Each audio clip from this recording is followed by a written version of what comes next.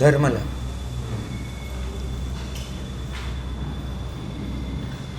ધર્મનો પ્રારંભ ક્યાંથી?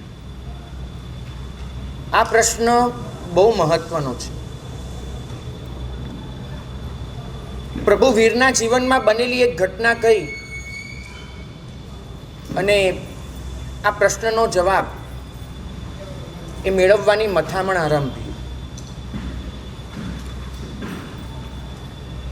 પ્રભુ પોતે એક વખત સાકેત નગરમાં પધાર્યા છે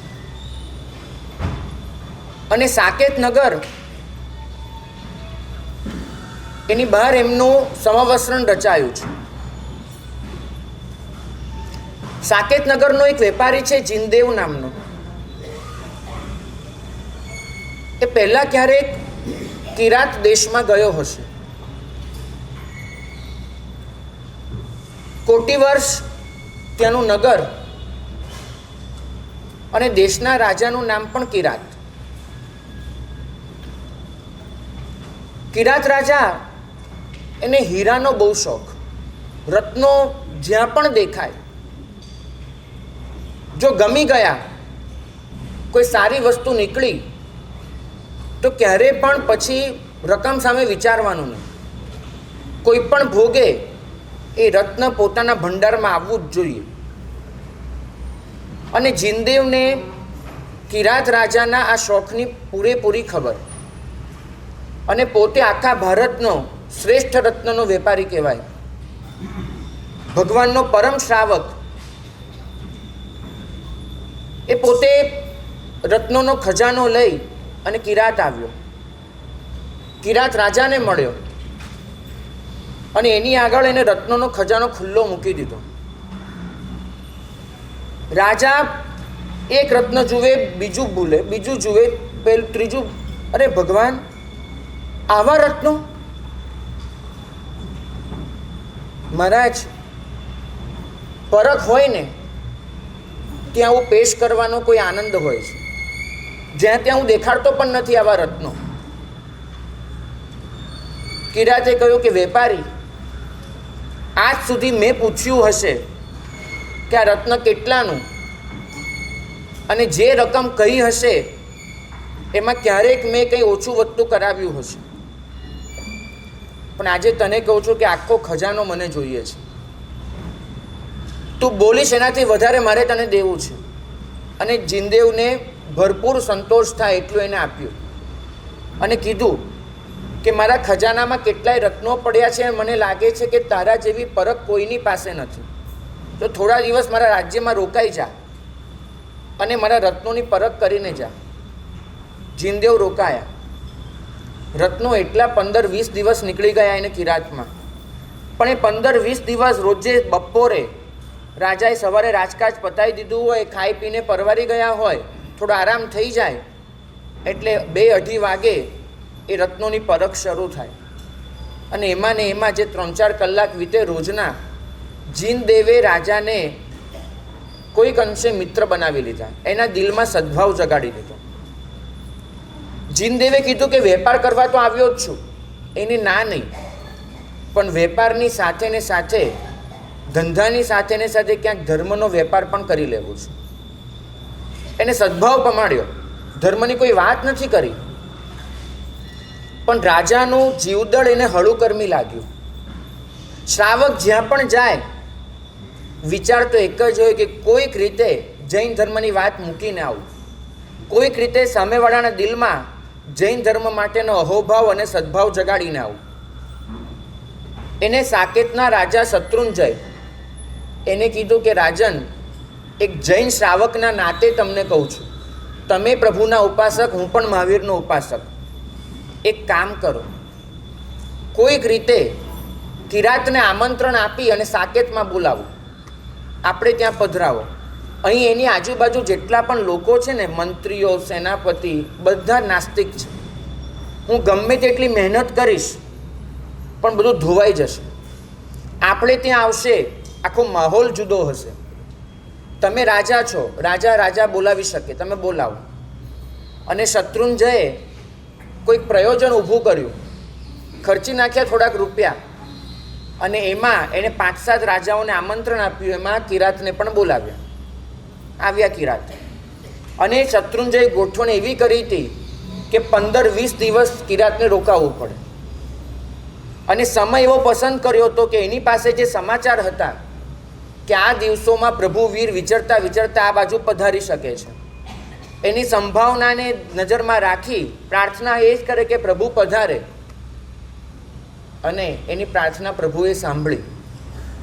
કિરાત આવેલા છે અને પ્રભુ પણ પધાર્યા. શત્રુંજય મોકો શોધે છે કે કિરાતને કોઈક રીતે પ્રભુ પાસે લઈ જવા. સીધું કે ચલો, તો કિરાત તો નાસ્તિક છે, તો આવવાની ના પાડી દે. કોઈક મોકો હાથમાં આવે. અને એક દિવસ કિરાત અને શત્રુંજય બંને બેઠા છે ઝરૂખામાં. પ્રભુની દેશના છે આજે. શત્રુંજયને જવાનું મન છે, પણ કોઈક ગોઠવણ વિચારી રહ્યા છે. જીનદેવ સાથે ઊભો છે. અને પેલા કિરાતે જોયું કે લોકોનું ટોળે ટોળું એ ક્યાંક જઈ રહ્યું છે. ને શત્રુંજયને કહ્યું કે આટલા બધા લોકો આજે તો નગરમાં કોઈ ઉત્સવ નથી, ક્યાં જાય છે? શત્રુંજય કંઈ જવાબ આપવા જાય એ પેલા જીનદેવે એની સામે આંખનો ઈશારો કર્યો કે તમે શાંત રહેજો. રાજાએ સમજ્યું, એને જીનદેવને બોલવા દીધું. અને જીનદેવે કિરાત આગળ વાત ચાલુ કરી કે મહારાજ, રત્નો તો હું તમારી આગળ લઈને આવ્યો અને તમે બહુ ખુશ થયા, પણ આજે નગરની બહાર એક એવો રત્નોનો વેપારી આવ્યો છે, એવો રત્ન છે એની પાસે કે જે રત્ન મારી તો શું તમારા ખજાનામાં પણ ન હોય એવા રત્નોનો વેપારી આવ્યો છે. અને આ બધા એ રત્નોના દર્શન કરવા જાય છે. તો કે એ પેલો વેપારી જે જાય એની બધાને રત્નો દેખાડે છે? તો કે હા, એ વેપારીને કોઈ પૈસાની કસાની પડી નથી. એ તો પોતાનો ખજાનો આમ ખુલ્લો મૂકી દે છે. જેને પણ જોવું હોય જોવે, ને લેવું હોય લે રત્નોને. તો કે તો ચલો, અરે રત્નોનો વેપારી આવો આવે ને આવી રીતે ખુલ્લા રત્નો મૂકી દે, ચલો. અને એ તો ગયા. ત્યાં ગયા, પહોંચ્યા તો કે આ શું છે? તો કે એની દુકાન છે. આ એની દુકાન આવી રીતે 3 માળની દુકાન બાંધીને બેઠા છે. હવે 3 માળ એટલે કેટલી મોટી દુકાન. તો કે આપણે તો કે દુકાનની અંદર જવું પડે. અને એને જોયું જે ચમક અને ત્રીજો ગઢ આખો રત્નોનો. પેલું કે આ રત્નો આવી રીતે ખુલ્લા મૂકીને વેપારી બેઠો છે, દુકાન બાંધવા માટે જે રત્નો વાપરે છે, શું હશે એની પાસે? એ ગયા અને મધ્યમાં પ્રભુ. કિરાતને જીનદેવે હાથ પકડી, શત્રુંજયે હાથ પકડી અને પ્રભુની આગળ ઊભા રાખી દીધા. અને કિરાતનો પહેલો જ પ્રશ્ન, વેપારી તમારા રત્નો ક્યાં છે? આ બધા તો તમે મૂકી દીધા. પ્રભુએ કહ્યું કે ભાગ્યશાળી, આ તો નજરે જ દેખાય છે, પણ તમે ખરેખર રત્નો જોવા આવ્યા છો? તો કે હા, રત્નોનો બહુ શોખ છે. કેટલામાં લઈ શકો રત્નો? કોઈ પણ કિંમત. આજ સુધી જે ગમ્યું એ મેળવવા માટે ક્યારે કિંમત સામે નથી જોયું. દેખાડો તો ખરા. અને પ્રભુએ કહ્યું કે કિરાત, રાજન સાંભળો, આ જે રત્નો છે ને એ દેખવા માટે તમારે ખુલ્લી આંખે નહીં, આંખો બંધ કરવી પડે. અત્યાર સુધી તમે જે પણ રત્નો જોયા એ દુનિયામાં જોયા છે, તમારાથી બહાર જોયા છે. આ જે રત્નો છે એ જોવા માટે તમારે આંખો મીચી દેવી પડે. અને એ આંખો મીચો, હું તમને રત્નો દેખાડનાર કોણ? રત્નો તમને પોતાને દેખાશે. અને એ રત્નોને જોઈ લેશો ને પછી આ રત્નની ઝાકઝમાળ એ ક્યાંય તમને આંચશે નહીં, ક્યાંય તમને એનું આકર્ષણ નહીં થાય. એકવાર એ રત્નો જોઈ લો. કિરાત કે ખાતરી શું એ રત્નો આવા મૂલ્યવાન હશે? તો કે ખાતરી એ કે દુનિયામાં ન હોય એવું સૌંદર્ય ચારે બાજુ પાથરીને બેઠો છે. આ પથરાયું છે.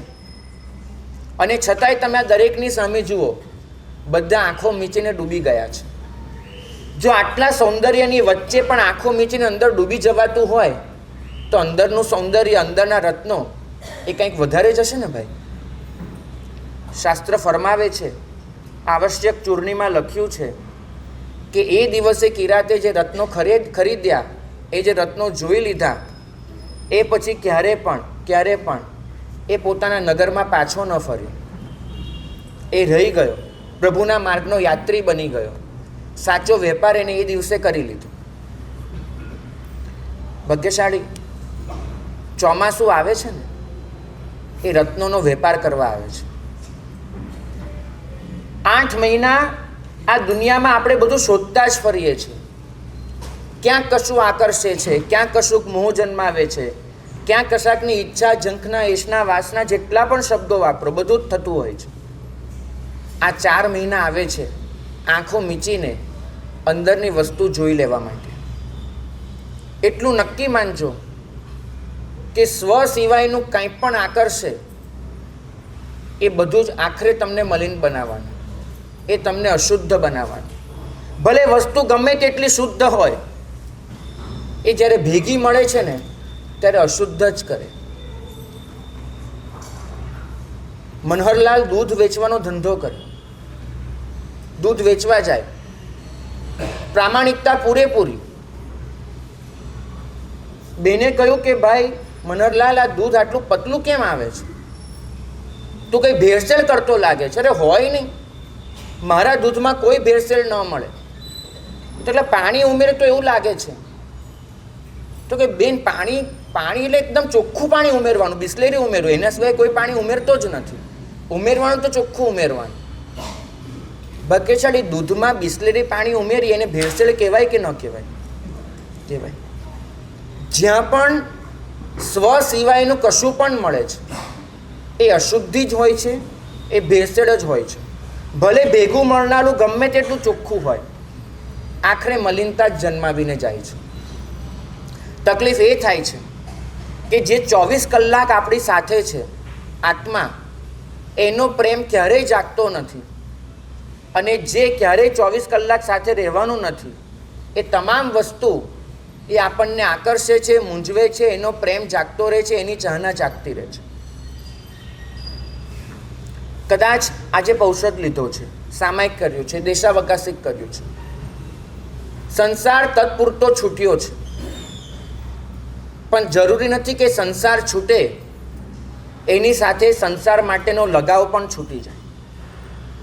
જરૂરી નથી કે ઘર છૂટે એટલે ઘર મારું છે એવું જે અજ્ઞાન છે તમારી અંદર એ પણ છૂટી જાય. ભોગ છૂટી શકે છે, ભોગનું વળગણ નથી છૂટતું. આપણે એમ સમજીએ છીએ કે કશુંક છોડવું એ ત્યાગ છે. શાસ્ત્રો એમ કહે છે કે આ મારું નથી એ સમજી લેવું એ ત્યાગ છે. તમે કદાચ કશું છોડી દેશો પણ અંદરથી રહી જવાનું. તમને કોઈ પૂછે કે તમે કેટલું છોડીને આવ્યા છો, મને કોઈ પૂછે, તમને કોઈ પૂછે, આપણી પાસે એક લાંબુ લિસ્ટ હોય છે. મેં આ છોડ્યું, મેં આ છોડ્યું, લાંબુ લિસ્ટ હોય છે. પણ જ્યાં સુધી મેં છોડ્યું, આ બોધ પડ્યો છે, ત્યાં સુધી એ વસ્તુ સાથેનું મમત્વ અકબંધ છે, અકબંધ છે. કેમ કે તમારી સ્મૃતિમાં હજુ છે કે મારું હતું, તો જ તમે કહી શકો છો કે મેં છોડ્યું. આ મારું હતું એ બોધ, એ મમત્વની નિશાની છે. ભાગ્યશાળી કોઈ દિવસ કપડાં ધોવડાવ્યા છે? તમે પહેરેલા કપડાં કોઈ દિવસ ધોવડાવ્યા છે? બરાબર, ચોક્કસ. એ કપડાં પર જેટલી પણ મેલ હતી, ધૂળ હતી, મેલ હતો, એ બધું વહી ગયું. ક્યારે પાછળ યાદ કર્યું કે મેં આટલો મેલ છોડ્યો, મેં આટલી ધૂળ છોડી, એવું યાદ કર્યું છે? નહીં. ધૂળ તો ખંખેરીને ઊભા થઈ ગયા, પાછળ કોણ યાદ કરે? પણ યાદ કરવા બેસવું પડે છે કે મેં આટલું દાન આપ્યું, મેં આટલું છોડ્યું. એનો મતલબ છે કે ધન હજુ ધૂળ જેવું લાગ્યું નથી. છોડ્યા પછી પણ અંદર એની કિંમત અકબંધ પડી છે, મમત્વ હજુ એવું ને એવું પડ્યું છે. તમે જે છોડો છો એ ત્યાગ નથી.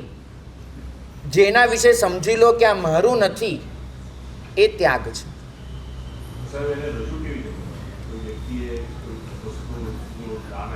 હા, ભાગ્યશાળી રજૂ કરવાની જરૂર શી પડે છે? મને એ પૂછવું છે. આજ સુધી મારી પાસે કોઈએ પણ આવી અને એવી બાધા નથી લીધી કે સાહેબ હું કોઈ પણ દિવસ 1 કિલો ધૂળનો ત્યાગ કરીશ, એવું મારી પાસે કોઈએ બાધા નથી લીધી. બરાબર? કારણ કે તમે સમજો છો કે નકામી વસ્તુ એને વિસર્જન જ કરી દેવાનું હોય છે. બરાબર? તમે કોઈ દિવસ ધૂળ છોડ્યા પછી એની નોટ રાખી છે કે આજે 15 ગ્રામ ધૂળ છોડીને કાલે 20 ગ્રામ છોડી? નહીં. તો અહીંયા મેં 15 લાખ લખાવ્યા અને બીજે 20 લાખ લખાવ્યા, એની નોંધ શું કામ રાખો છો?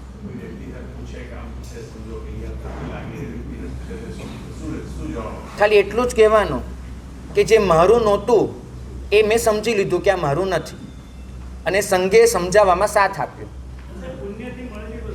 હા, ભાગ્યશાળી પુણ્યથી જે મળે છે એ છોડવું એ ત્યાગ કહેવાશે.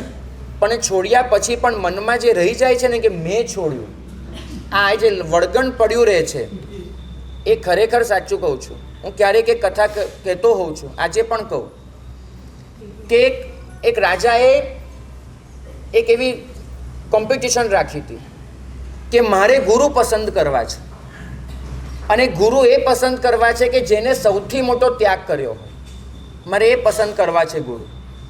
એટલે એને સંન્યાસીઓને કીધું કે તમે લિસ્ટ બનાવીને આવો કે તમે કેટલો ત્યાગ કર્યો છે. એ લિસ્ટ પર હું તમને ચૂઝ કરીશ. અને સંન્યાસીઓ આવતા ગયા. કોઈ શેઠનો દીકરો હતો, કોઈ મંત્રીનો દીકરો, કોઈ વળી રાજકુમારને, કોઈ પોતે રાજા, કોઈનું મોટું સામ્રાજ્ય, અને કોઈની પાસે હજારો હાથી ઘોડા. અને દરેક સંન્યાસી એની પાસેથી એક લિસ્ટ આવ્યું કેટલું છોડ્યું છે, કેટલું છોડ્યું છે. રાજાએ 3 દિવસ રહીને મંત્રીઓને પૂછ્યું કે બધાનું લિસ્ટ આવી ગયું? મંત્રીઓએ કીધું કે સાહેબ એક સંન્યાસી બાકી રહ્યા છે. અમે એની પાસે જઈને કેટલી વિનંતી કરી કે તમારું લિસ્ટ આપો કે શું છોડ્યું. સંન્યાસી એ મરક મરકે છે પણ જવાબ આપવા રેડી નથી. રાજાએ કીધું પછી બોલાવી લાવો. તો કે ઉઠવા તૈયાર નથી. તો કે એને જઈને કહો કે હું બોલાવું છું. તો એ કહે છે કે હું એક ભગવાનને રાજા ગણું છું, બીજા કોઈને રાજા ગણતો નથી. હવે આમાં કરવું શું મારે? રાજાએ કીધું ભાઈ આવો હોય તો આપણે પૂછવા જઈએ, કેમ કે ગુરુ પસંદ કરતા પહેલા મારે ચિત્ર એકદમ ક્લિયર કરી દેવું છે. તો રાજા તો નીકળ્યા અને ગયા સંન્યાસી પાસે. સંન્યાસીને કહે કે જો મહારાજ કોમ્પિટિશનમાં ભાગ ન લેવો હોય તો ઠીક છે, પણ સંસારી પર ઉપકાર તો કરવો પડે. અમારે જાણવું છે કે તમે કેટલું છોડ્યું, તો મને કંઈ સૂઝ પડે કે તમારો ત્યાગ કેટલો મોટો હતો. સંન્યાસીએ કીધું, રાજાએ આટલું કીધું એટલે જવાબ આપવો પડ્યો કે રાજન, હું બેઠો છું ને એ જગ્યા સિવાયની આખી દુનિયા મેં છોડી દીધી છે. બોલ, આ બેઠો જ આખી દુનિયા છોડીને બેઠો છું.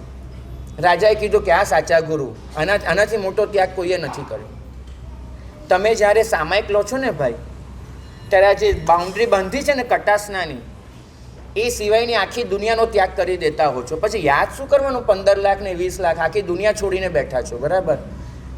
બોલો ને ભાઈ.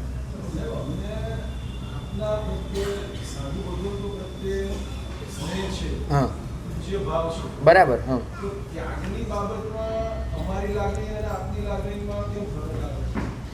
બને છે એવું. કારણ કે તમે છે ને પૂજ્ય ભાવ ચોક્કસ રાખ્યો છે, અને તમે અમારી પૂજા કરવામાં માનો છો, અમારી ભક્તિ વૈયાવચ કરવામાં માનો છો, અમારી પાસેથી કશું શીખવામાં નથી માંગતા. અહીંયા આવો છો ને ત્યારે અમને કશુંક શીખવાડીને જાઓ છો, શીખીને નથી જતા. તકલીફ એટલી થાય છે. બરાબર? અહીંયા આવનારો માણસ એ પોતાનો સંસાર મૂકી જાય છે, અમારો સંયમ લઈ નથી જતો.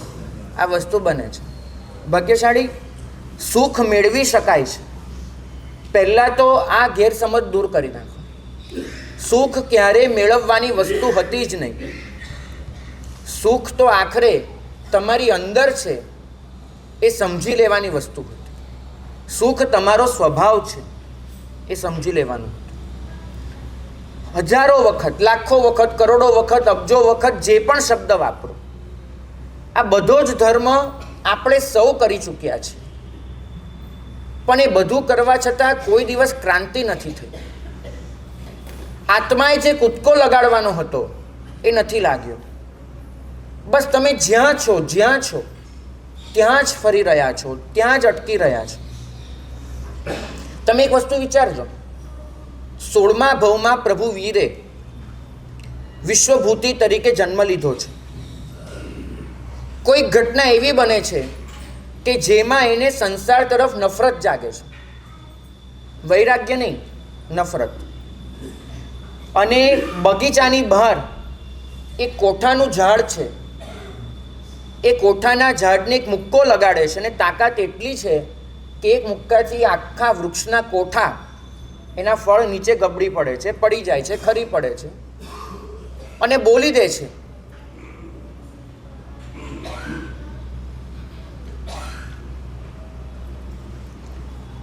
કે મારું ચાલે અને હું ધારું તો તમારા બધાના ડોકા આવી રીતે નીચે પાડી દઉં,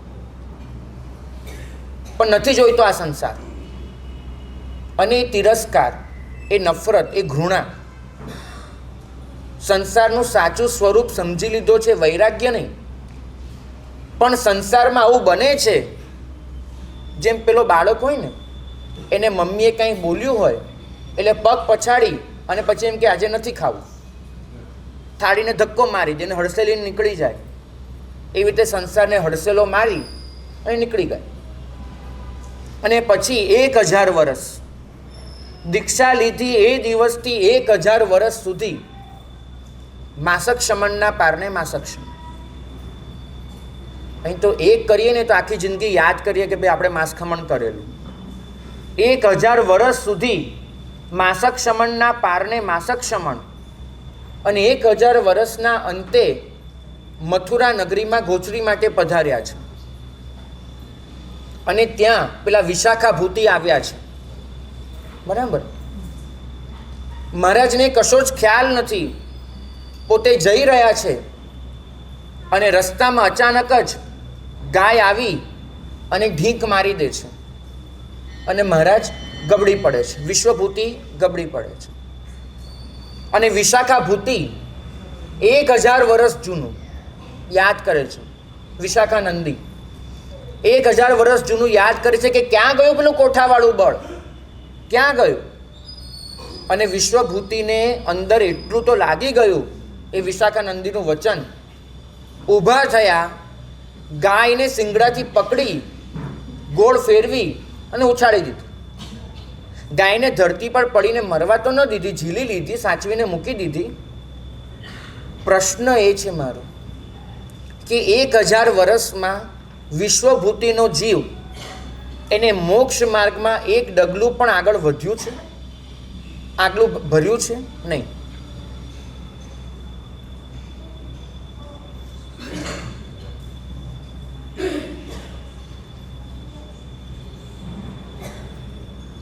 એક 1000 વર્ષ પહેલા જે એમની ક્રોધની માત્રા હતી, 1000 વર્ષ પહેલા એમના ચિત્તમાં જે ક્લેશ હતો, બીજાને દેખાડી દેવાની વૃત્તિ હતી, 1000 વર્ષ પછી પણ એ બધું જ અકબંધ છે. 1000 વર્ષના માસક શમણ વખતે એમને પેટમાં ભૂખ તો લાગી હશે ને, શરીરમાં નબળાઈ તો વર્તાઈ હશે ને, અશક્તિ ક્યાંક તો એમને અભળી હશે ને, અને છતાં એ બધાની સામે પડ્યા. પોતે ભૂખ સહન કરી, નબળાઈને ગણકારી નહીં, અશક્તિને નજરઅંદાજ કરી, ચારિત્રનું પાલન કર્યું. માસક શમનના પારણે પોતે ગોચરી ગયા છે. બધાની સામે, શારીરિક બધા જ કષ્ટોની સામે પોતે ઝઝૂમી શક્યા છે. પણ જ્યાં એક વચન આવ્યું ત્યાં હારી ગયા. કેમ? કારણ કે શરીરના કષ્ટો વેઠી લીધા હતા, મનની માવજત કરવાની બાકી હતી. માસક શમણ એ તપ બન્યું હતું, તપ ધર્મ નહોતો બન્યો. સાધના શારીરિક સ્તરે થઈ હતી, આત્મિક સ્તરે એ સાધનાએ કોઈ પરિવર્તન નહોતું લાવ્યું. આ વાંચું છું ત્યારે ધ્રુજી જાઉં છું, કારણ કે મને ખબર છે કે હું કે તમે 1000 વર્ષ જીવવાના નથી. અને જીવીએ તો 1000 વર્ષ સુધી માસક શમનના પારને માસક શમન કરવાના નથી, બરાબર. 1000 વર્ષના માસક શમન કરીને પણ જો આ સ્થિતિ હોય, જ્યાંને ત્યાં અટકી પડવાનું હોય, થાંભલે બંધાઈ જવાનું હોય, તો મારું અને તમારું શું થશે? તમને ખરેખર એવું લાગે છે કે આ તમારો ધર્મ તમને બચાવી લેશે? પુણ્ય ઝીરો નથી થતું ભાગ્યશાળી, પણ એ પુણ્યથી જે વસ્તુ મળે છે ને એ આત્મિક કક્ષાએ તદ્દન તુચ્છ હોય છે. પુણ્ય ઝીરો નથી થતું. ત્રિપૃષ્ઠ બન્યા છે, એ પુણ્યનો પ્રચંડ ઉદય એમને વાસુદેવપણા સુધી લઈ ગયો છે, પણ આત્મિક સ્તરે શું? કશું જ નહીં. જો તમે પુણ્યના ખેલ માટે જ ઉપાશ્રયમાં આવતા હો ને તો આ ક્ષણે આ વ્યાખ્યાન તમારા માટે જરૂરી નથી, એ સમજી જજો. પણ આ પુણ્યના ખેલ માટે શાસન જ નથી. આ શાસન છે પરિવર્તન માટે, પરિણતિ માટે. એટલે જ આ ચોમાસાનું નામ આપણે પરિણતિ પર્વ રાખ્યું છે. પુણ્યના ખેલમાં તો બહુ રમ્યા. જાહો જલાલી, ભવ્યતા, અવર્ણનીય, ઐતિહાસિક, પહેલી વાર, આ બધા શબ્દો ઘણા થઈ ગયા. બહુ પુણ્ય રમી લીધું. અને પુણ્યના ખેલમાં તો કેવું છે મહેન્દ્રભાઈ, આ બાળક સાથે હું લૂડો રમવા બેસું ને તો કદાચ આ બાળક પણ મને લૂડોમાં તો હરાવી નાખે. બરાબર? એવું બને કે નહીં? એમાં તો પાસા પાડવાના, અને પાસા પાડી અને જે આવે એમાં આગળ નીકળી જવાનું. તો પુણ્યના ખેલમાં તો કોઈ પણ હરાવી શકે. એ તો ક્યાંય પણ કંઈક કર્યું અને પુણ્ય મળી ગયું અને નીકળી ગયા. પુણ્યના ખેલમાં કોઈ હરાવી શકે. મારી વાત છે પરિણતિ. પરિણતિનો ખેલ છે ને એ ચેસ જેવો છે. એમાં તમારે તમારું દિમાગ વાપરવું પડે છે. પરિણતિ એ ક્રાંતિ માંગે છે. એ તમને ક્યારે એ નથી પૂછતી કે તમે ધર્મ કેટલો કર્યો. એ તમને એ પ્રશ્ન પૂછે છે કે તમે ધર્મ કેવી રીતે કર્યો. એ તમને ક્યારે એ પ્રશ્ન નથી પૂછતી કે તમે કેટલો સમય ધર્મમાં વિતાવ્યો. એ તમને એ પૂછે છે કે જે સમય વિતાવ્યો એમાં તમને ધર્મ પરિણમ્યો. એ તમને ક્યારે એ નથી પૂછતી પરિણતિ કે તમારી સંખ્યા આપો કે તમે આજ સુધીમાં કેટલું કેટલું શું કર્યું છે. એ પૂછે છે કે જે કર્યું છે એમાં આત્મિક પ્રગતિ થાય એનું ધ્યાન રાખ્યું છે. ભાગ્યશાળી. દુનિયા તો ચાલતી જ રહેશે. જે ઉપાધ્યાયજી ભગવંતે લખ્યું છે ને, જેમાં ધાવ ખેલાવત બાળ, સંસારની સ્થિતિ એ થઈ જવી જોઈએ તમે છોડી શકો તો થોડુંક. તમે જે કીધું ને કે અમારે કેવી રીતે વર્ણવવું ત્યાગ, તમે આખી જિંદગીમાં જે ત્યાગ કરશો ને એ કદાચ તમારી કુલ સંપત્તિના 10% પણ નહીં હોય. બરાબર? તમે જો જે છોડો છો એની જ ગણતરી કરવા બેસો તો એ બહુ મર્યાદિત હશે. આ શાસન તો એ ફરમાવે છે કે તમે છોડો નહીં, તમે છૂટી જાઓ. છોડવામાં કદાચ તમારી કોઈ લિમિટ હોઈ શકે છે, છૂટી જવામાં કોઈ લિમિટ નથી.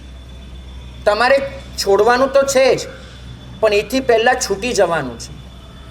બધું જ ચાલતું રહે, દુકાન ચાલતી રહે, ઘર ચાલતો રહે, પરિવાર જીવતો રહે, તમારા બધા જ કર્તવ્યો એને એ રીતે વર્તતા રહે, પણ તમે અળગા હો. જેમાં ધાવ ખેલાવત બાળ, ધાવ માતાએ બાળકનું મમત્વ છોડવું નથી પડતું. એ સ્વયં અળગી હોય છે, છૂટી ગઈ હોય છે. સંસારની સ્થિતિ આ થઈ જવી જોઈએ. તમે બધું જ કરતા હો છતાંય નિર્લેપ. એક દીવો એવો જગી ગયો હોય ને તમારી અંદર કે દીવાના પ્રકાશમાં બધું જ એની વાસ્તવિકતા તમને પરખાતી રહે. તમને ખબર છે, તમારા ઘરમાં લાઇટ જતી રહે, અંધારું થાય અને બાળક એ તમને કહે કે મમ્મી તરસ બહુ લાગી છે, મારે પાણી પીવા જવું છે, ફ્રીજમાંથી પાણી કાઢીને પી લઉં. તો તમારે કેટલી સૂચના આપવી પડે કે બેટા ખુરશી છે ને વચમાં પડી હશે, જોઈને ચાલજે, તું ભટકાઈ ન જાય. બરાબર? હું શાક સમારતી હતી ને તો ચપ્પુ થાળીની બરાબર બાજુમાં પડ્યું છે, તો ચપ્પુ પર પગ ન પડી જાય, વાગી ન જાય એ જોજે. એક માએ ફ્રીજ સુધી બાળકને પહોંચાડવા માટે કેટલી સૂચનાઓ આપવી પડે. અહીંયા ભટકાતો નહીં, અથડાતો નહીં, આમ ન કરતો, તેમ ન કરતો, બધી જ સૂચના આપવી પડે. બરાબર? કેમ કે અંધારું છે. પણ ધારો કે મા સૂચના પૂરી કરે, ત્યાં લાઇટ આવી જાય, તો માએ પછી કેટલી સૂચના આપવી પડે. ભાગ્યશાળી. લાઇટના પ્રકાશમાં ખુરશીએ દેખાવાની, ચપ્પુ પણ દેખાવાનું, અને સૂચનાઓ બધી બંધ કરી દેવી પડે.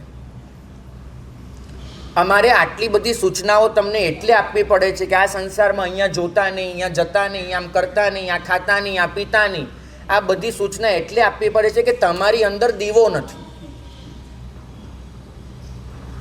તમારી અંદર અંધારું છે. એટલે અમારે તમને ચપ્પુય દેખાડવું પડે છે, ખુરશીએ દેખાડવી પડે છે, ઉંબરોય દેખાડવો પડે છે, બધું જ દેખાડવું પડે છે. કેમ કે લાઇટ નથી તમારી અંદર. જો દીવો જગી ગયો ને, લાઇટ થઈ ગઈ, અમારે આમાંની એક પણ સૂચના નહીં આપવી પડે. પછી આપણે બંને જણ સામસામે બેસીને મૌન સાધનામાં ઉતરી જઈશું. અત્યારે મારે બોલવું એટલે પડે છે ને તમારે સાંભળવું એટલે પડે છે કેમ કે તમારી અંદર દીવો નથી. અમારી મહેનત એ દીવો જગવવાની છે. અમારી મહેનત તમને સૂચનાઓ આપવાની નથી. અમારી મહેનત એ દીવો જગવવાની છે. અને એકવાર એ જગી ગયો પછી તમને સમજાઈ જશે કે આ કશું છે જ નહીં મારું. ધર્મનો પ્રારંભ એક ક્ષણે થશે. ધર્મનો પ્રારંભ તમે હાથમાં ચરવડો પકડો એક ક્ષણે નથી થતો, એ સ્થૂલથી થાય છે. તમે પ્રભુની એક આંગળી અડકાડો ત્યારથી ધર્મનો પ્રારંભ નથી થતો, સ્થૂલથી થતો હશે, વાસ્તવિક નહીં. વાસ્તવિક ધર્મનો પ્રારંભ તો એ દિવસે થાય છે કે જે દિવસે તમારી અંદર જ્યોત જાગી, તમારી અંદર એક ચિનગારી પ્રગટી, એ દિવસે ધર્મનો પ્રારંભ થયો. કારણ કે આ ધર્મ છે ને એ પ્રકાશ માંગે છે. અહીંયા ચૈતન્યનું પ્રસ્ફુરણ માંગે છે. તમને ખબર છે, તમે આંખો મીચી દો ને તો પણ તમે તડકાથી બચી ન શકો.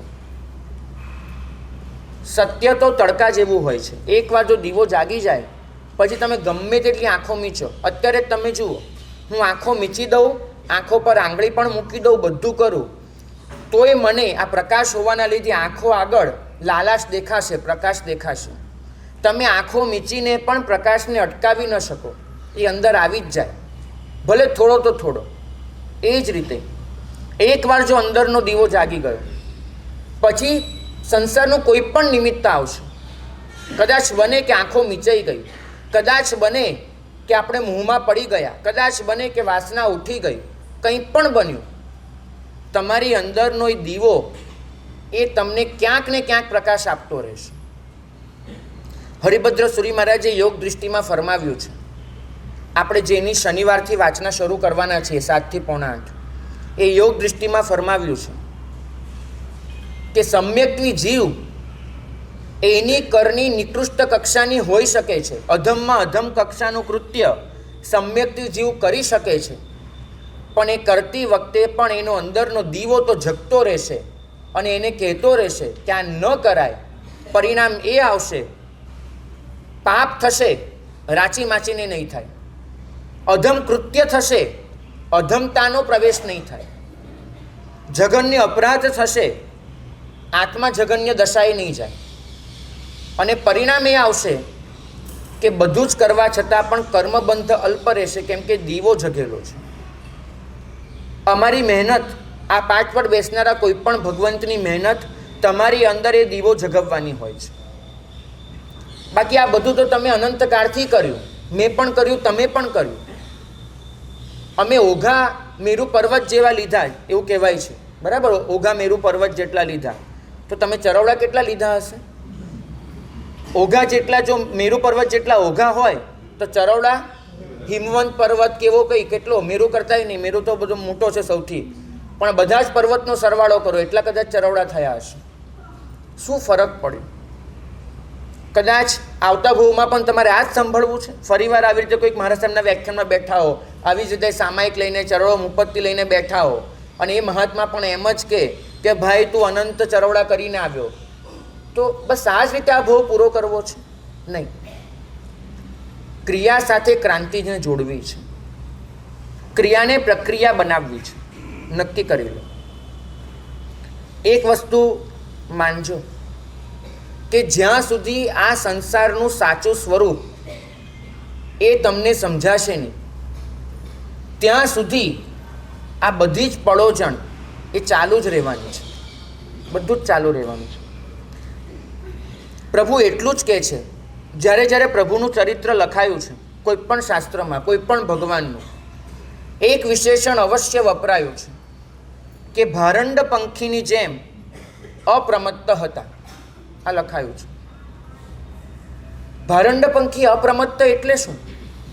તેમ કહેવાય છે કે એ પંખીને પેટ એક હોય, શરીર એક હોય, પગ બે હોય, આ બધું નોર્મલ હોય, પણ મોઢા બે હોય. પંખી એક, મોઢા બે, જીવ બે, અને બે જીવ હોવાના લીધે મગજ બે છે, મોઢા બે છે, જીવ બે છે, પેટ એક છે, શરીર એક છે, એટલે બંને જીવ એને એકબીજા પર ભરોસો ન હોય. ભરોસો ન હોય એટલે કેમ? અરે પેલા મોઢાથી કોઈ ઝેરી ફળ એને ખાઈ લીધું, એ ઝેરી ફળ પેટમાં ગયું, એનું ઝેર શરીરમાં વ્યાપ્યું, તો મરવાનું કેટલા લોકોએ, કેટલા જીવે? બંને જીવે મરવાનું, કેમ કે પેટ એક છે, શરીર એક છે, મરવાનું બંને. એટલે બંને મોઢા એટલે બંને જીવ સતત એકબીજાની ચોકી કરે. પેલું જોયા કરે કે આ મોઢું કંઈ ખાઈ નથી લેતું ને ઊંધું છતું, અને ઓલું મોઢું જોયા કરે કે કંઈ ઊંધું છતું કરી નથી નાખતું ને. સતત બંને મોઢા એકબીજાની ચોકી કર્યા કરે, અને 24 કલાક આ રીતે જ જીવે. ભરોસો ન હોવો એ એમની જાગૃતિ બની જાય, વિશ્વાસ ન હોવો એ એમની અપ્રમત્તતા બની જાય. અને હંમેશા જ્ઞાની ભગવંતો એમને કીધું કે ભારંડ પંખી જેવા બનજો, અપ્રમત્ત, ભરોસો નહીં કરતા. વિશ્વાસ કર્યો, એક ક્ષણે ગયા. એક ડ્રાઈવર ગાડી ચલાવતા ચલાવતા વિશ્વાસ કરે કે ભાઈ 1000 કિલોમીટરથી ગાડી ચલાવું છું, કશું જ નથી થયું, કશું જ. 5 સેકન્ડ આંખો બહુ જ દુખી ગઈ છે એક સરખું ચલાવીને. 5 સેકન્ડ આંખો મીચી દઉં અને વિશ્વાસમાં આંખો મીચી દે તો શું થાય? નહીં થાય. 1000 કિલોમીટર સુધી જે આંખો ખુલ્લી રાખીને આવ્યા હતા અને 5 સેકન્ડ માટે આંખો મીચી ગયા કામથી. ડ્રાઈવરનો દસ્તુર છે અપ્રમત્તતા. એને જાગૃત રહેવું જ પડે. જેના હાથમાં સ્ટિયરિંગ છે એને જાગતા રહેવું પડે. જેના હાથમાં સ્ટિયરિંગ નથી એ સૂઈ જાય તો ચાલે, પણ જેને સ્ટિયરિંગ પકડવાનું છે એને જાગતા રહેવું પડે. ભાગ્યશાળી તમે તમારા આત્માનું સ્ટિયરિંગ કોઈને સોંપી દીધું હોય ને તમે સૂઈ જાઓ તો ભલે, પણ જો તમે સ્ટિયરિંગ પકડી રાખ્યું છે તો તમારે અપ્રમત્ત રહેવું જ પડે. ભારંડ પંખીની જેમ બંને મોઢા એકબીજાની સતત ચોકી કરે એમ તમારે તમારી ચોકી કરતા રહેવું પડે. આ મન ક્યારે સંસાર તરફ ખેંચાઈ જશે, આ મન ક્યારે વિકાર વાસનામાં અટવાઈ પડશે નથી ખબર.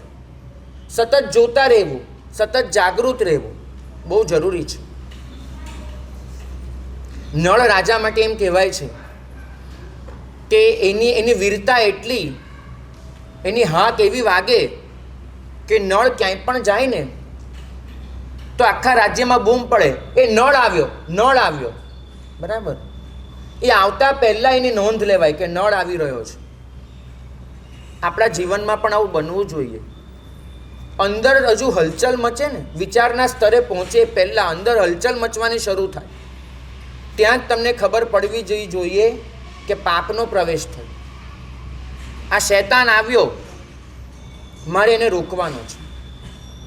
તમારે આટલી જાગૃતિ રાખવી જ પડે, એ સિવાય ક્રાંતિ શક્ય નથી. તમે હંમેશા મહેનત એ કરો છો, કશુંક આવી જાય પછી એને દૂર કરવાની. મહેનત એ રાખો કે એ વસ્તુ તમારા સુધી પહોંચે જ નહીં, આવે જ નહીં. તમારે ત્યાં કોઈ દિવસ વાસણ ધોવાય છે? વાસણ કોઈ દિવસ ધોવાય છે? બરાબર? આપણે ત્યાં શબ્દ એવો વપરાય, વાસણ ધોવા, વાસણ વિછળવા, વાસણ સાફ કરવા, વાસણ ચોખ્ખા કરવા, આ બધા શબ્દો વપરાય. પણ જો તમે કાઠિયાવાડમાં જાઓ ને તો ક્યાંય પણ તમને આ શબ્દો જોવા ન મળે. ત્યાં કોઈ દિવસ એમ ન બોલે કે વાસણ ધોયા, વાસણ સાફ કર્યા, વાસણ ચોખ્ખા કર્યા, વાસણ માંજ્યા, આવું કંઈ જ ન બોલાય.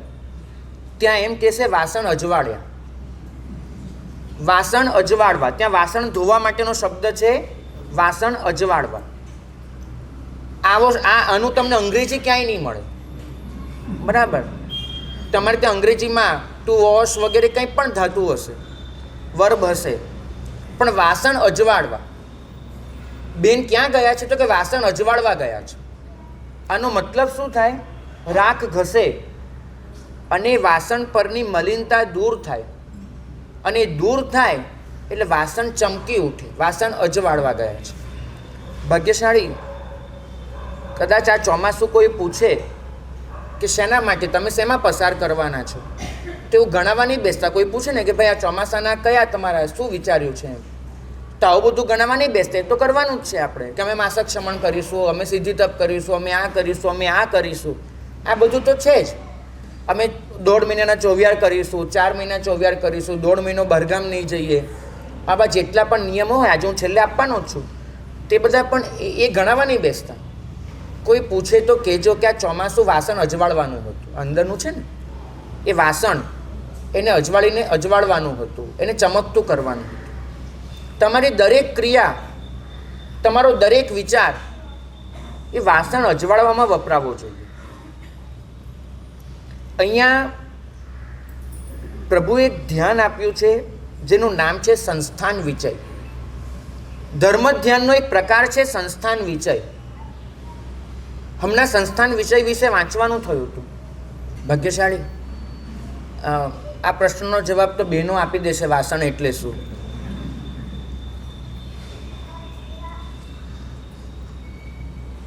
આપણે સંસ્થાન વિચય ધર્મ ધ્યાન એના વિશે વિચાર કરીએ તો સમજાય કે પ્રભુએ સંસ્થાન વિચયના નામ પર આપણને કેટલું શીખવાડી દીધું છે. પહેલાં તો સંસ્થાન વિચય એટલે શું? તો આ જે દેખાતી દુનિયા છે એ દુનિયાનું ધ્યાન કરવું તે સંસ્થાન વિચય. હવે આપણને તેમ થાય કે હંમેશા આપણને એમ કહે છે કે દુનિયાને જોવાનું બંધ કરો અને અંદર ઉતરી જાઓ, અને આ દુનિયાને જોવાનું શીખવાડે એ તે કેવું ધ્યાન?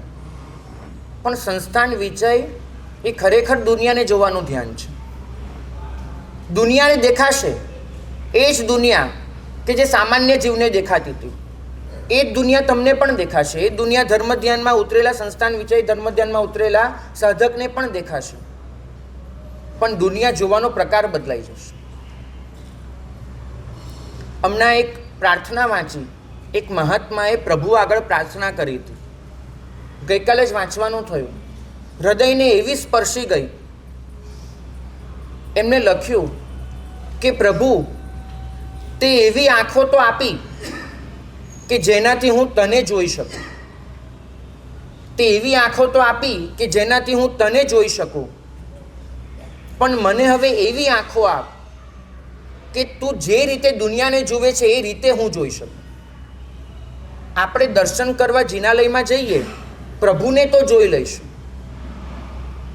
પણ આપણે જે દર્પણ પૂજા કરીએ છીએ ને, એ દર્પણ પૂજામાં તમે જોજો, જે ભગવાન અત્યાર સુધી તમારી સામે હતા એને તમે ખેંચીને છેક હૃદય સુધી લઈ આવો છો, બરાબર? અને ત્યાં તમે તપાસો છો એ દર્પણમાં. જ્યારે તમે દર્પણમાં પ્રભુને જુઓ ત્યારે હંમેશા તમને કેટલા ચહેરા દેખાય? એમાં દર્પણમાં તમને કેટલા ચહેરા દેખાય? અરે ભાગ્યશાળી, જો દર્પણમાં તમે બરાબર ભગવાનનો ચહેરો જોવા જાઓ ને તો તમારે દર્પણ આગળ મોઢું લેવું જ પડે. તો તમારું પોતાનું પણ દેખાવાનું જ છે, બરાબર? એટલે તમને 2 ચહેરા દેખાય દર્પણમાં. એક ચહેરો કે જે પરમાત્મા છે, એક ચહેરો કે જે પરમાત્મા બનવાનો છે, બરાબર? હંમેશા તમને 2 ચહેરા દેખાય એ દર્પણમાં. પણ એ જે પરમાત્મા છે અને જે પરમાત્મા બનવાનો છે, એ બંને વચ્ચે તમને ઘણો મોટો તફાવત પણ દેખાય. એક ચહેરામાં હોય તાજગી, એક ચહેરો તમને તદ્દન આમ વાસી વાસી લાગે, બરાબર? એક ચહેરામાં હોય દુનિયાભરનું સૌંદર્ય. એક ચહેરો જોઈને એમ થાય કે દુનિયાભરના કોસ્મેટિક વાપરી નાખું તોય આવું તો નહીં જ થાય. એક ચહેરામાં તમને દેખાય ઉદાસીનતાની પરાકાષ્ઠાએ પણ આખી સૃષ્ટિ માટેનો પ્રેમ, અને એક ચહેરામાં તમને દેખાય ઘૃણા, તિરસ્કાર અને એકદમ સીમિત પ્રેમ, રાગ દશાનો. 2 ચહેરાની સરખામણી કરો એના માટે દર્પણ પૂજા છે. કારણ કે તમારો ચહેરો અને સામે પ્રભુનો ચહેરો એ બંને બહુ અળગા રહી જાય છે. એક સામે છે, એક સાથે છે, પણ આ બંનેને ભેગા કરીને દર્પણમાં જોવાના છે અને બંનેનો તુલનાત્મક અભ્યાસ કરવાનો છે. અમે નાના હતા ને ત્યારે પેપરમાં, આજે પણ આવતું હશે, પેપરમાં આવી એક સ્પર્ધા આવતી હતી. 2 ચિત્રો આપ્યા હોય અને પછી એમ કીધું હોય કે આ 2 ચિત્રો વચ્ચે તફાવત શોધી આપો. ક્યારે આવું તમારા બાળકોને ક્લિયર કરાવતા હશો? આમ દેખાય એમ સરખું, લગભગ સરખું દેખાતું હોય, છતાં એમ ધારી ધારીને જુઓ ને તો એક તફાવત, 2, 3, 4 એમ આવતા જ જાય તમારી સામે. પેલામાં પણ એવું જ થાય. હોય તો બધું એવું જ ને, આમ ગોળ મોઢું, 2 આંખો, 1 નાક, 2 કાન, 1 મોઢું, 1 કપાળ, 2 ગાલ, હડપચી, બધું એનું એ જ હોય. હા, પણ હવે જોજો, બાળક હતા ને જેવું કરતા તેવું ફરીથી કરજો, પણ તમને એ સ્પર્ધા દેખાશે કે આ બેમાં તફાવત શોધી આપો. અને તફાવત જ્યારે તમે શોધશો ને ત્યારે તમને દેખાશે પેલામાં તો 6 તફાવત, 8 તફાવતે આપણે ઇનામ લઈ લેતા હતા. અહીં તો તમે જોવા બેસો કેટલા તફાવતે ભરતભાઈ પૂરું થાય? પણ એટલું ખરું પ્રભુને કહેવાનું કે પ્રભુ આજે જેટલા તફાવત જડ્યા, આવતીકાલે ફરીવાર તારી પાસે આવું, મને એક તફાવત તો ઓછો જડવો જોઈએ, એક તફાવત ઓછો. તારી ને મારી વચ્ચે જે અંતર છે એમાં એક ડગલું તો કપાવવું જ જોઈએ. અને જો એ તફાવત ઓછો ન થયો તો હું ત્યાં સુધી ઘંટ નહીં વગાડું. ઘંટ એનો વગાડવાનો છે કે પ્રભુ હું ને તું નજીક આવ્યા, થોડા બહુ દૂર હતા, બહુ દૂર હતા, બરાબર. અવગ્રહ તો 9 ફૂટનો હોય છે, પણ ભગવાન મારી ને તારી વચ્ચેનું અંતર તો 7 રાજનું છે.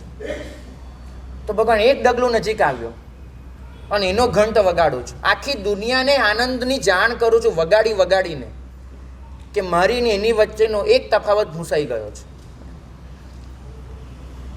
ભાગ્યશાળી સંસ્થાન વિષય આપણને એટલું જ શીખવાડે છે કે અત્યાર સુધી આ આંખે આ દુનિયાને જોઈ લીધી, હવે પ્રભુની આંખે દુનિયાને જુઓ. તમારી આંખે જે દુનિયા દેખાય છે ને એ તમને વિકાર જન્માવે છે, વાસના જન્માવે છે. પણ આ દુનિયાને જ્યારે પ્રભુ જુએ ત્યારે શું જન્માવે? પ્રભુની આંખ શું એમાં? વાત્સલ્ય. ભાગ્યશાળી નિર્વિકારતા યાદ આવે, વાત્સલ્ય કેમ યાદ નહીં આવતું? આટલા ભગવાન છે ને એ વાત્સલ્યનો પુંજ છે. નિર્વિકાર એ સાધનાનું લક્ષ્ય હશે, ઉપાસનાનું લક્ષ્ય તો વાત્સલ્ય છે, બરાબર. જે દુનિયાને જોઈને મને વિકાર જાગે છે એ જ દુનિયાને જોઈને પ્રભુને વાત્સલ્ય જાગે છે. અને આ વિકાર અને વિકારથી લઈને વાત્સલ્ય સુધીની યાત્રા એ સંસ્થાન વિજય ધર્મ ધ્યાન છે. પહેલા ગુણઠાણે રહેલો આત્મા એ દુનિયાને જોશે તો વિકારથી ઉભરાઈ જશે. એ જ્યાં નજર કરશે ત્યાં એને વાસના જળશે, વિકાર જળશે. પણ એ જ આત્મા ચોથા ગુણઠાણે આવે અને દુનિયાને જુએ તેને વિકારની જગ્યાએ શું જાગે ખબર છે? સમ્યક્ત્વી જીવને આ દુનિયા જોઈને શું જાગે? વિસ્મય. વિકારનું સ્થાન વિસ્મય લઈ લે. અત્યાર સુધી બાપડો એમ માનતો હતો કે આપણાથી આ દુનિયા ચાલે છે. અમે લોકો વિહાર કરીને દક્ષિણ ભારતમાં ગયા હતા, ગામનું નામ યાદ નથી, પણ એ ગામ આગળથી પસાર થવાનું થયું તો ત્યાં જે કબ્રસ્તાન હતું એ કબ્રસ્તાનની બહાર એક પાટિયું લગાડેલું અને પાટિયામાં લખ્યું હતું કે અમારા વગર આ દુનિયા ચાલી ન શકે એવું માનનારા ઘણા બધા અહીંયા સૂતા છે. અમારા વગર આ દુનિયા ચાલી ન શકે એવું માનનારા ઘણા બધા અહીંયા સૂતા છે. કદાચ તમારો એમાં નંબર નથી ને ભાઈ? નહીં. હા, એમની આવું માનતા તો નથી ને દિલીપભાઈ કે મારા વગર ઉમરા સંઘ નહીં, એવું નહીં ને ભાઈ? હા, તો બરાબર. અમે એવું માનીએ તો બરાબર છે. ભાગ્યશાળી સમ્યક્ત્વી જીવ દુનિયાને જોશે તો એને વિકાર નહીં જાગે, વિસ્મય જાગશે. એને આ વિશાળ દુનિયાની સામે એ 14 રાજલોક, અત્યાર સુધી પોતે ખાબોચિયામાં રમતા હતા, પેલા શિવ રાજર્ષિ ગયા હતા ને, ભગવાનને કીધું ભગવાન મને દુનિયા દેખાય છે. ભગવાને કીધું કેટલી દુનિયા ભાઈ? તો કે 7 દ્વીપ 7 સમુદ્ર દેખાય છે. એટલે ભગવાને કીધું કે આ કૂવામાંથી બહાર આવો ભાઈ, આ દેડકા કેમ બન્યા? અસંખ્ય દ્વીપ અસંખ્ય સમુદ્ર માત્ર તિરછા લોકમાં છે. ઉપર 7 રાજ, નીચે 7 રાજ, બરાબર. તો સમ્યક અત્યાર સુધી શિવ રાજર્ષિને વિકાર હતો કેમ કે સીમિત દુનિયા હતી. સમ્યક્ત્વી પ્રભુની આંખે દુનિયા જોવાનું ચાલુ કરશે, 14 રાજલોક જોશે અને 14 રાજલોકની સામે એને પોતાની હસ્તી અત્યંત તુચ્છ લાગશે, એક નાનકડા બિંદુ જેટલી. પરિણામ એ આવશે, ઓહો આવું છે, આવું છે, આવું છે, આવું છે. શાસ્ત્રાભ્યાસને લીધે એની જેમ દુનિયાનો બોધ વધતો જાય એમ વિકારનું સ્થાન વિસ્મય લેતું જાય. એને સતત આશ્ચર્ય જાગે, એને સતત અહોભાવ જાગે, અને વિસ્મયની સામે એ પોતાની જાતને વામણી પુરવાર ગણે. એને પોતાની જાત વામણી લાગે એ વિસ્મયની સામે. તો મિથ્યાત્વી દુનિયાને જુએ વિકારથી, સમ્યક્વી દુનિયાને જુએ વિસ્મયથી. અને પછી આવે તમારી અને મારી વાત. સમ્યક્વી જીવ આ દુનિયાને જોશે તો વિસ્મયથી જોશે, અને તમારી અને મારી જેવો આત્મા જેને વીરતીના પરિણામ છે એ આ દુનિયાને જોશે તો વિચારપૂર્વક જોશે, એ વિચારથી જોશે. ત્યાં વિકાર હતો, અહીંયા વિસ્મય હતો. આપણે જોઈશું તો વિચારથી જોઈશું, કારણ કે વીરતી છે. વિચાર આપણે એ વસ્તુની વાસ્તવિકતાને સમજવાનો પ્રયત્ન કરીશું. આપણે એ જે વસ્તુ છે એ હેય છે કે ઉપાદેય છે એ રીતે એનું વિશ્લેષણ કરવાનો પ્રયત્ન કરીશું. અને આ વિચાર એ આપણને લઈ જશે 7મા ગુંઠાણે. અને 7મા ગુંઠાણે આ દુનિયા જે દેખાશે એમાં વિકાર પણ નહીં હોય, વિસ્મય પણ નહીં હોય, વિચાર પણ નહીં હોય, એમાં હશે તો વિવેક. 7મા ગુંઠાણે જે દુનિયા દેખાય છે એ વિવેકથી દેખાય છે. સંસ્થાન વિચય ધર્મધ્યાન આ રીતે આગળ વધતું જાય છે. ગઈકાલ સુધી જે દુનિયા વિકાર જગાડતી હતી એ વિસ્મયમાં પલટાય, વિસ્મય વિચારમાં જાય, અને વિચાર વિવેકમાં જાય. હવે એ હેયનો ત્યાગ કરશે, ઉપાદેયનો સ્વીકાર કરશે, અને બધી જ જગ્યાએ એનો એક જ પ્રશ્ન ઊભો હશે કે આમાં મારા કામનું શું? બસ આટલો જ વિચાર ઊભો છે.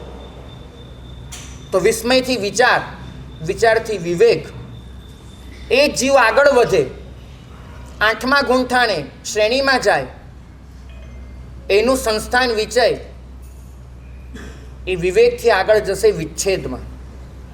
સંસાર સાથે એનો વિચ્છેદ થતો જશે, એ સંસારથી અળગો થતો જશે, અને એનું સંસ્થાન વિચય હવે વિચ્છેદની ભૂમિકાએ પહોંચશે. અને એ જ વિચ્છેદ કરતાં કરતાં જ્યારે સાવ અળગો થઈ જાય ને 13મા ગુંઠાણે પહોંચશે ત્યારે એ આ દુનિયા જોશે તો એને જાગશે વાત્સલ્ય. વિકારથી વાત્સલ્ય સુધીની યાત્રા. દુનિયા તો એની એ જ રહે છે, એ બદલાતી નથી. જોનારાની દૃષ્ટિ બદલાઈ જાય છે. પહેલા ગુંઠાણે જે દુનિયા વિકાર જગાડતી હતી એ જ 4થા ગુંઠાણે વિસ્મય જગાડે છે, એ જ 5મા ને 6થા ગુંઠાણે વિચાર જગાડે છે, એ જ 7મા ગુંઠાણે વિવેક જગાડે છે, એ જ શ્રેણીમાં વિચ્છેદ જગાડે છે, અને એ જ 13મા ગુંઠાણે વાત્સલ્ય લાવીને ઊભી રહે છે. આ ચાતુર્માસ આપણે વિકારથી વાત્સલ્ય સુધીની યાત્રા કરવી છે. અને વચ્ચે જેટલા સ્ટેપ આપ્યા, વિસ્મય, વિચાર, વિવેક, વિચ્છેદ, આ બધા સ્ટેપમાંથી આપણે પસાર થવું છે. અને પસાર થઈને એ ભૂમિકાએ પહોંચવું છે કે અત્યાર સુધી જે આંખોના આપણે દર્શન કરતા હતા એ દર્શન કરનારી આંખો આપણી અંદર સમાઈ જાય. અત્યાર સુધી જે આપણને ઢગલાબંધ તફાવતો જડતા હતા એ તફાવતોમાંથી આ ચોમાસું પૂરું થાય ત્યારે બહુ ઓછા તફાવત બચ્યા હોય. અત્યાર સુધી આપણે જે વાસણોનો સંગ્રહ કરતા હતા હવે વાસણ અજવાળવાની પ્રક્રિયા ચાલુ થાય. અત્યાર સુધી આપણે જે હંમેશા પરનો રાગ કરીને અશુદ્ધ થતા હતા હવે જે પોતાની સાથે 24 કલાક છે એ સ્વનો રાગ કરવાની શરૂ કરી. બસ આ જ બધું આપણા જીવનમાં આવે એ મંગલ કામના.